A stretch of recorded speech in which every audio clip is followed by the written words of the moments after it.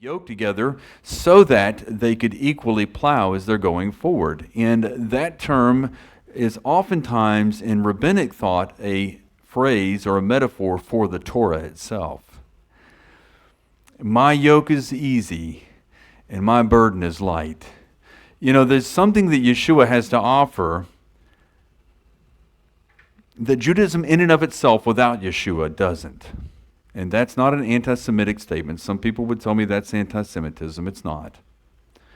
But I think that we have to keep in mind that Yeshua is contrasting himself compared to a lot of the different things that were going around in the Judaism of his day. And he says, look, come into me because I'm going to be the one that you're going to find your rest. Paul's having to deal with something of this nature in which a yoke is being placed upon Gentiles. And we talked about this. It goes back to Acts chapter 15.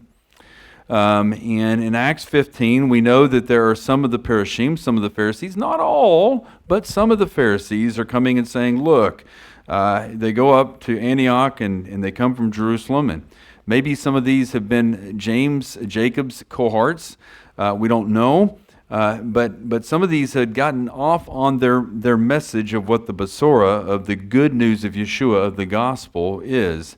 And they said, look, unless these Gentiles are circumcised, in other words, unless they convert to Judaism, only in that context can they actually come to faith in Messiah Yeshua and be considered a part of the kingdom.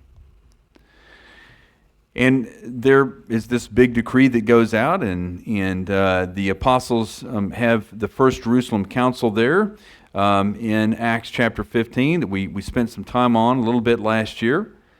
And I talked about it and alluded back to it last week and the week before that. And we know that the ruling out of that was no. We just need to make sure that we do this. That Gentiles, there's 4 particular things we want them to give up so that there's not a resemblance of idolatrous practices from their Gentile background, so that we can have table fellowship between Jew and Gentile. Because we know that the Jewish people have a calling to the Torah. In fact, we talked about it in Acts 15. The question in Acts 15 is not about It's not about Jews, It's about Gentiles. What should the Gentiles be doing?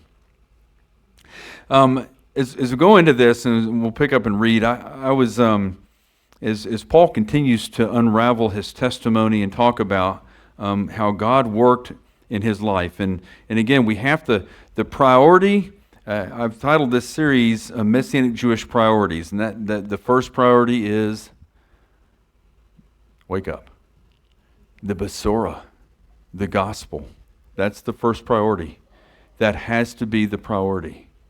And that gospel priority is the message that Yeshua came and lived a perfect life. He died and he rose again on the 3rd day, and he ascended to the right hand of the Majesty on high, and that faith in him brings one eternal life. So the question of what is at stake here is, what does it require for a person to have eternal life? And the other thing that we talked about is Paul goes back to his testimony of how he came to faith.